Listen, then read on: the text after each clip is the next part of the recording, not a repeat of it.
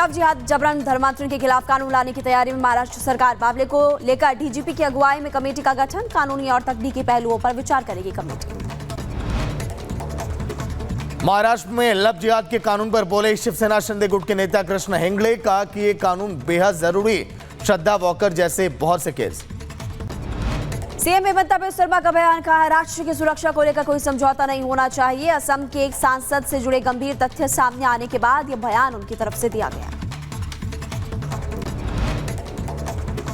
New India cooperative bank धांधली का मामला। मुंबई पुलिस की ईओडब्ल्यू ने शुरू की जांच। कोऑपरेटिव बैंक को आरबीआई ने भी किया है बैन। दिल्ली में बीजेपी की बड़ी बैठक। आज जेपी नड्डा की अध्यक्षता में मीटिंग होगी और बैठक में संगठन से जुड़े हुए चुनाव को लेकर समीक्षा की जाएगी। आपको बता दें जीत के बाद ये पहली मीटिंग हुई। दिल्ली में सरकार गठन की प्रक्रिया तेज। देर शाम बीजेपी मुख्यालय पर हुई बैठक में संगठन महामंत्री बीएल संतोष, केंद्रीय मंत्री हर्ष मल्होत्रा, वीरेंद्र सचदेवा, पवन राणा भी रहे मौजूद। 19 या 20 फरवरी को दिल्ली में नए सरकार का शपथ ग्रहण। सूत्रों के हवाले से खबर 17-18 फरवरी को विधायक दल की मीटिंग। पंजाब की सीएम भगवंत मान ने केंद्र की सरकार पर लगाया आरोप। बोले कि पंजाब को बदनाम करने के लिए प्रवासी भारतीयों का विमान अमृतसर में उतारा जा रहा है। आप नेता सत्येंद्र जैन की फिर बढ़ेंगी मुश्किलें। गृह मंत्रालय ने राष्ट्रपति से मांगी मुकदमा चलाने की मंजूरी। ममता सरकार को हाईकोर्ट से बड़ा झटका। मोहन भागवत की सभा को बंगाल में मिली अनुमति। पुलिस ने 10वीं परीक्षा का हवाला देते हुए रैली करने की अनुमति नहीं दी थी। जम्मू कश्मीर के कुपवाड़ा में सुरक्षा बलों को बड़ी कामयाबी मिली। भारी मात्रा में हथियार गोला बारूद बरामद। सीमा पार से तस्करी की कोशिश नाकाम।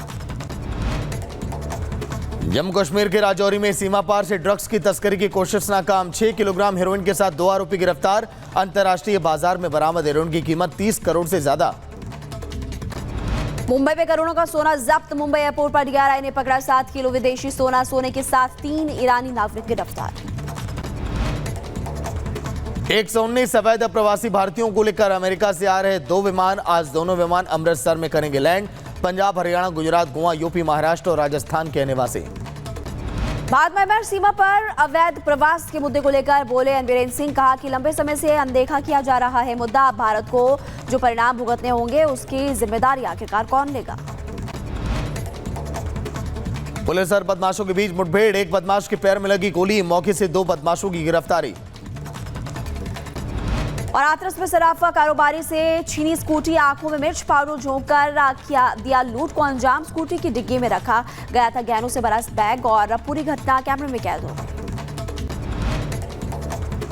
हरियाणा के रोहतक में ट्रैफिक पुलिस की बड़ी कार्रवाई। 400 मॉडिफाइड साइलेंसर को रोड रोलर ने नष्ट कर दिया। उदयगिरी पुलिस स्टेशन पर पथराव की तस्वीरें आई सामने। वीडियो में पुलिस स्टेशन के सामने एक साथ हजारों लोग इकट्ठा नजर आए। कानपुर में राजस्व की टीम पर हमला का वीडियो आया सामने। विवादित जमीन की पैमाइश करने गई थी टीम। हमले के बाद जान बचाकर भागे अधिकारी। पुलिस 4 लोगों के खिलाफ मुकदमा दर्ज करके जांच में जुटी है। गाजियाबाद में पुलिस बदमाशों की बीच मुठभेड़। जवाबी कार्रवाई में 4 बदमाशों के पैर में लगी गोली। बदमाशों से 3 तमंचे, पिस्टल, कारतूस लूटा गया। सामान बरामद किया गया। रायबरेली में मामूली बात पर दबंगों ने ड्राइविंग स्कूल संचालक पर किया हमला। तमंचा लहराते हुए जान से मारने की धमकी दी। पुलिस ने आरोपी को हथियार समेत हिरासत में ले लिया है। प्रयागराज मिर्जापुर हाईवे पर दर्दनाक सड़क हादसा। कुंभ जा रहे श्रद्धालुओं से भरी बस और कार की जोरदार टक्कर हो गई। हादसे में 10 की मौत और 19 लोग घायल बताए जा रहे हैं। छत्तीसगढ़ की कोरबा जिले के रहने वाले थे सभी श्रद्धालु। घायल लोगों को इलाज के लिए अस्पताल में एडमिट किया गया, जहां पर इलाज अभी जारी है। मध्य प्रदेश के सिंगरौली में सड़क हादसे के बाद बवाल और गुस्साए ग्रामीणों ने कई वाहनों में लगा दी आग। सड़क हादसे में 2 युवकों की मौत के बाद ग्रामीण भड़क गए।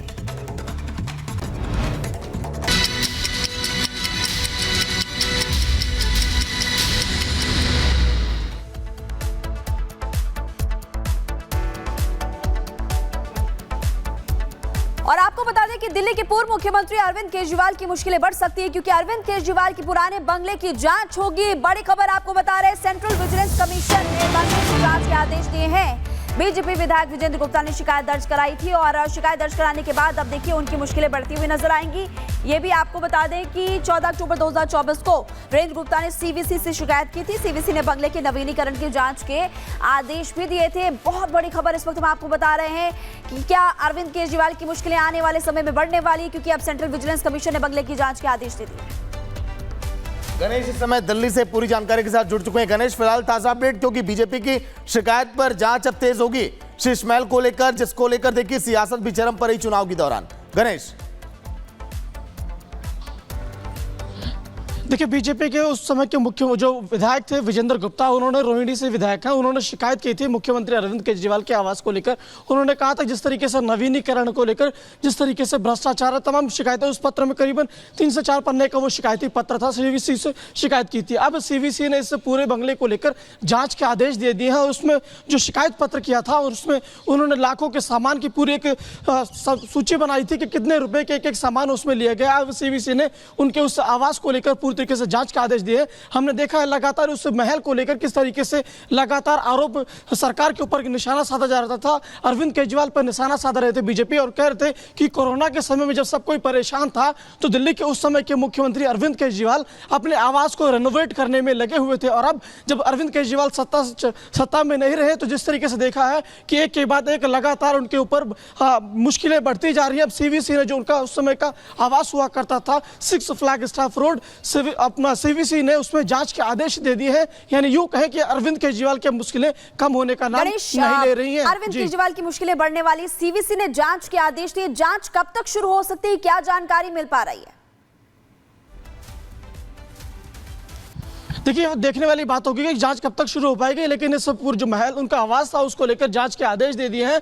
लगातार इससे बीजेपी उस आवास को लेकर निशाना साध रही थी। बीजेपी का साफ तौर से कहना था कि जो पैसा दिल्ली की जनता के विकास के लिए काम होना था, दिल्ली के उस समय के मुख्यमंत्री अरविंद केजरीवाल ने उसे अपने आवास को रिनोवेट करने के लिए किया, लाखों रुपए के सामान लगाए। तो हाल ही में जब हमने पूछा कि क्या जो बीजेपी का जो नया मुख्यमंत्री जो बनेगा क्या उस घर में जाकर रहेगा, तो बीजेपी के नेताओं ने साफ तौर से इनकार कर दिया। यहां तक जो शीर्ष नेतृत्व है उन्होंने भी कहा कि हमारा कोई भी नेता उस घर में नहीं रहेगा। अब जो बड़ी जानकारी आ रही है कि सीवीसी ने उस घर के जांच के आदेश दे दिए हैं। यानी साफ तौर से एक लहजे में अगर कहा जाए तो अरविंद केजरीवाल के लिए अब मुश्किलें कम होने वाली नहीं है। जी, लेकिन गणेश, अगर हम बात करें जो पूरे मामले को लेकर सियासत है, क्या आम आदमी पार्टी की तरफ से कोई बयान अभी सामने आया? क्योंकि बार बार केजरीवाल तो कहते रहे कि शीश महल में कुछ भी नहीं है, दरवाजे खुले, आम जनता भी जाकर देख ले अंदर। गणेश, देखिए अभी तक आम आदमी पार्टी की ओर से इस पूरे मामले को लेकर कोई प्रतिक्रिया नहीं आई है। हमने देखा था जब दिल्ली विधानसभा के चुनाव हो रहे थे उस समय नई दिल्ली के जो प्रत्याशी थे परवेश वर्मा, उन्होंने इस जो आवास मुख्यमंत्री का आवास हुआ करता था उसे उन्होंने कहा था कि आम जनता के लिए खोल दिया जाए, दिखाया जाए कि किस तरीके से उस समय के जो दिल्ली के मुख्यमंत्री थे उन्होंने किस तरीके से अपने जो लेविश लाइफ को लेकर किस तरीके से जनता की जो काड़ी कमाई था उसे खर्च किया। वो चाहते थे कि पूरी दिल्ली को पता चले कि इस तरीके से उनका जो मुख्यमंत्री था वो खर्च अपने लिए रहा था, ना कि दिल्ली की जनता को लेकर। यानी साफ तौर से यूं कहें कि जो बीजेपी दिल्ली विधानसभा चुनाव के दौरान पूरी तरीके से उनके घर से लेकर उनके तमाम कामों को लेकर निशाना साध रही थी। और आज जिस तरीके से देखें कि दिल्ली की सत्ता पर अब आम आदमी पार्टी नहीं है, तो दूसरी तरफ अब आम आदमी पार्टी या अरविंद केजरीवाल जो आम आदमी पार्टी के मुखिया हैं उनकी मुश्किलें कम होने का नाम नहीं ले रही है। सीवीसी ने जिस तरीके से जांच के आदेश दिए, हमने देखा था विधानसभा में जो नेता प्रतिपक्ष थे उस समय के विजेंद्र गुप्ता ने विधानसभा में इस मुद्दे को भी उठाया था कि कोरोना के समय में जब लोगों को दिल्ली में दवाई नहीं मिल रही थी, ऑक्सीजन नहीं मिल रही थी, कि किस तरीके से उस समय के दिल्ली के मुख्यमंत्री अरविंद केजरीवाल ने अपने इस जहां पे वो रह रहे थे 6 फ्लैगस्टाफ रोड पर, उन्होंने किस तरीके से अपने ऐशो आराम को लेकर पर्दे से लेकर टीवी से लेकर तमाम ऐसी लाखों की चीजें उन्होंने किया।